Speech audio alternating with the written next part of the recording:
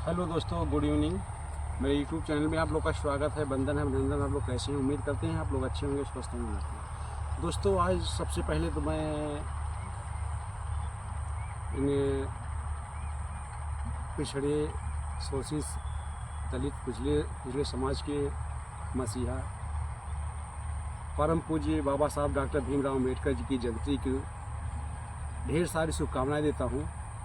तो दोस्तों, आज हमारे यहाँ अम्बेडकर जयंती मनाई जा रही है। जहाँ पे मैं रहता हूँ वहाँ पे नहीं मनाया जा रहा है, और जहाँ मेरा दूसरा घर है वहाँ मनाया जा रहा है। तो हम लोग वहाँ जा रहे हैं दोस्तों, अम्बेडकर जयंती मनाने के लिए। वहाँ पे व्यवस्था किया गया, सब चीज़ का व्यवस्था हुआ है। दोस्तों, चलूँगा मैं वहाँ पे, आपको दिखाऊँगा कैसे कैसे चलता हूँ। मैं दिखाता हूँ आप लोग को, आप लोग बने मेरे वीडियो में।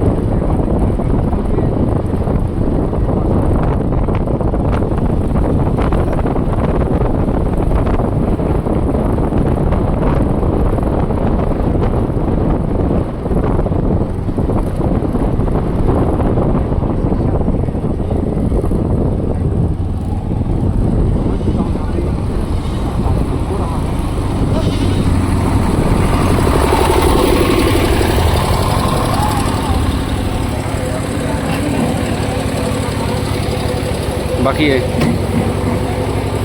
दोस्तों, मैं पहुंच चुका हूं कार्यक्रम स्थल पर। और आइए मैं दिखाता हूं आप लोगों को कार्यक्रम स्थल।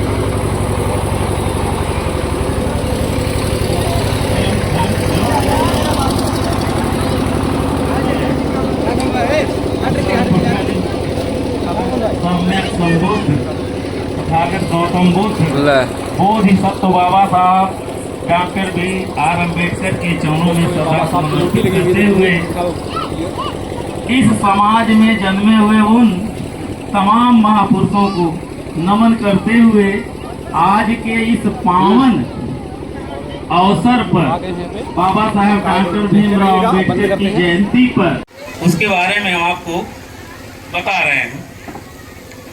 14 अप्रैल को जब ये जन्म लिए, इनका जन्म हुआ था महू, जो मध्य प्रदेश में आता है। जब बाबा साहब थोड़े से मान के चलिए, आज जैसे हमारे आपके घर 5-6 वर्ष के बच्चे जो है जब हो जाते हैं, तो हर माता पिता का यह इच्छा उत्पन्न होती है कि हम अपने बच्चे को स्कूल भेजें। तो बाबा साहब भी जब 4-5 वर्ष के हुए तो उनके पिताजी उस जमाने में, अंग्रेजों के जमाने में, अंग्रेजों के समय में वो सूबेदार थे। सूबेदार का पद बहुत बड़ा होता है। उनके बच्चे को, एक सूबेदार के बच्चे को दाखिला विद्यालय में नहीं मिल रहा था। किसी तरह तो दाखिला मिला, वो पढ़ने के लिए किसी तरह ले गए स्कूल में। स्कूल में जब ले जाते हैं तो अब ये लोग बच्चे थे, इन्हें पता नहीं हमको कहाँ बैठना कहाँ नहीं। क्लास में जाके एकाएक बैठ जाते हैं। जब क्लास में बैठते हैं तो वहाँ जो और बिरादरी के बच्चे थे वह इनको देखकर इनके पीछे जाके खड़े हो गए। टीचर पूछे, मास्टर पूछे कि आखिर क्या हुआ, तुम लोग जो पीछे जाके खड़े हो जा रहे हो। तो इनके तरफ जो अन्य बिरादरी के बच्चे थे वो उंगली करके बता रहे हैं कि देखो, यह एक महान अछूत कर के विद्यालय क्लास में बैठ गया है, इसलिए हम लोग इनको जो है या तो बाहर कर दीजिए या हमें पढ़ाइए। अध्यापक जो है कहे अच्छा ठीक है। अध्यापक जो है बाबा साहब डॉक्टर भीमराव अम्बेडकर को बुलाते हैं और कहते हैं कि अगर तुमको पढ़ना है तो तुम जो है क्लास से बाहर पढ़ोगे। बताइए, 5-6 साल का बच्चा, 5-6 साल के बच्चे के ऊपर इतनी बड़ी जो है विपत्ति जो है ये समाज, ये जो है मनुवादी लोग की सोच। वह बच्चा जो है बाहर जाके पढ़ता है, क्लास से बाहर बैठता है और सारे बच्चे सरकारी विद्यालय के टाट पट्टी यदि बोरी पे बैठते हैं, इन्हें स्कूल से किसी प्रकार का कोई सुविधा मुहैया नहीं कराया जाता है। फिर भी बाबा साहब जो है बाहर बैठ के पढ़ रहे हैं। एक दिन टीचर जो है बाबा साहब से पूछने लगे कि बाबा साहब क्या पूरे क्लास में जो है प्रश्न और उत्तर की जो है एक प्रतियोगिता चलती है, और उसमें जो है टीचर जो है पूछते हैं सारे बच्चों से कि 7 5 कितना होता है, 7 और 5 कितना होता है। पूरे क्लास के जो बच्चे थे वो कुछ बता नहीं पाए। बाबा साहब बार बार पीछे से हाथ ऊपर कर रहे हैं कि मुझे भी मौका दिया जाए, लेकिन जो है टीचर इनके तरफ अध्यापक जरा सा भी ध्यान नहीं देता है। बाबा साहब होनहार बालक थे, इसलिए जो है थोड़ी देर के बाद आते हैं और कहते हैं, गुरुजी हमें तो आपके प्रश्नों का उत्तर आता है और हम बार बार हाथ ऊपर कर रहे हैं, आप हमसे पूछ नहीं रहे हैं। मास्टर बोलता है, टीचर बोलता है उस समय का कि अभी आपको पढ़ने का मौका, बैठने का मौका मिल गया है, यही बहुत है। जाके डांट के भगा देता है और बाबा साहब जाकर पीछे बैठ जाते हैं। शाम के समय जब छुट्टी होती है तो बाबा साहब अपने घर जाते हैं, और जैसे आपके बच्चे को कोई होमवर्क मिलता है, बच्चा आके स्कूल में से घर आता है और कहता है कि मम्मी पापा ये आज होमवर्क मिला है, ये हमको आ नहीं रहा है, या हमें जो है कोई बच्चा जो क्लास में पीटा है, टीचर पीटा है, शिकायत करता है, ठीक उसी तरह से बाबा साहब भी जो है अपने माँ बाप से शिकायत करते हैं कि मेरे विद्यालय में जहाँ हम जाते हैं पढ़ने, वहाँ मेरे साथ इस तरह से घटना घटती है, अब मैं पढ़ने नहीं जाता, नहीं जाऊंगा। इन सब बातों को जब उनके पिताजी सुनते हैं तो कहते हैं, बेटा बस यही तो तुमको बदलना है, व्यवस्था तुमको बदलना है, व्यवस्था परिवर्तन करना है। आज जैसे तुम्हें नहीं पढ़ने दिए जा रहा है, आने वाले समय में हजारों लाखों करोड़ों हमारे समाज के लोग पढ़ने लिखने नहीं पाएंगे। तुम्हारे में वह काबिलियत है, तुम इतने मेधावी हो कि तुम उस व्यवस्था को परिवर्तन कर सकते हो। इसलिए बाबा साहब वही जो है दृढ़ संकल्प लेते हैं कि मुझे खूब पढ़ना है और पढ़कर इस व्यवस्था को परिवर्तन कर देना है। फिर बाबा साहब आके विद्यालय में आते हैं और पढ़ना शुरू करते हैं। वह क्लास से बाहर होते हैं, सारे बच्चे अंदर होते हैं। इतना ही नहीं, बाबा साहब को पानी पीने का भी छूट नहीं थी। चपरासी उनको ऊपर से पानी पिलाता है।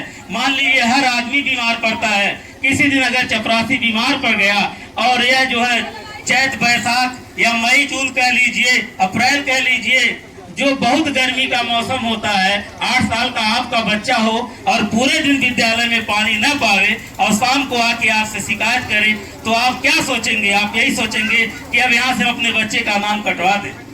लेकिन उस समय कोई विद्यालय नहीं था कि आपके बच्चे को पढ़ाया जाता। बाबा साहब ने बहुत कठिनाइयों के बाद वहाँ पढ़ना, बहुत सारी डिग्रियां, 32 डिग्रियां बाबा साहब ने हासिल की। 9 भाषाओं के जानकार थे। 32 डिग्रियां कम नहीं होती है। हम आप जो है high school, inter, BA, MA, LLB, PhD कर लिए, कहते हैं अरे हम पूरे गांव में सबसे ज्यादा पढ़े लिखे हैं। और बाबा साहब जो है 32 डिग्रियां और 9 भाषाओं के जानकार थे। ऐसे महान हमारे बाबा साहब थे जिनको हम लोग नहीं समझ पा रहे हैं, समझने की जरूरत है। बात यहाँ तक ही नहीं खत्म होती है। बाबा साहब पढ़ते हैं, विदेशों में जाकर, देश विदेश जाकर अध्ययन करते हैं। जब बात आती है भारत हमारा गुलाम रहता है, बात आती है कि भारत का संविधान बनाया जाए और उस संविधान को के अनुसार जो है देश की व्यवस्था चलनी होती है। संविधान सभा का चुनाव होता है कि हर जगह से अलग अलग लोग आएंगे। बाबा साहब जो है पश्चिम बंगाल, कोलकाता से चुनाव लड़ते हैं और चुनाव जो है हार जाते हैं। हारते नहीं हैं, उन्हें चुनाव हरा दिया जाता है कि यह इतना पढ़ा लिखा व्यक्ति अगर चुनाव जीत जाएगा तो ये मारेगा, उतल पुतल कर देगा। इसलिए उनको जो है जानबूझकर जीतने, उस समय के बड़े बड़े नेता थे, वो जो है बाबा साहब को पश्चिम बंगाल से चुनाव जो है पश्चिम बंगाल से चुनाव हरा देते हैं। मुंबई से जो है चुनाव हार जाते हैं। जब वो हार जाते हैं चुनाव तो पुनः जो है वो चुनाव चले जाते हैं पश्चिम बंगाल। पश्चिम बंगाल से चुनाव सभा के लिए, ये संविधान सभा के लिए चुनाव लड़ते हैं। वहां जो है पश्चिम बंगाल में मुस्लिमों की आबादी ज्यादा थी। मुस्लिम जो है हम लोगों के साथ अच्छा व्यवहार करते हैं, मुस्लिम हमारा ज्यादा सपोर्ट करते हैं अगर हम लोग जाने समझे तो। पश्चिम बंगाल में बाबा साहब को वहां से चुनाव जिता देते हैं मुस्लिम लोग। अब बाबा साहब जो है चुनाव जीत कर जो है आते हैं। जैसे पश्चिम बंगाल में चुनाव जीतते हैं, कुछ समय के बाद 1947 में हमारा देश आजाद हो जाता है।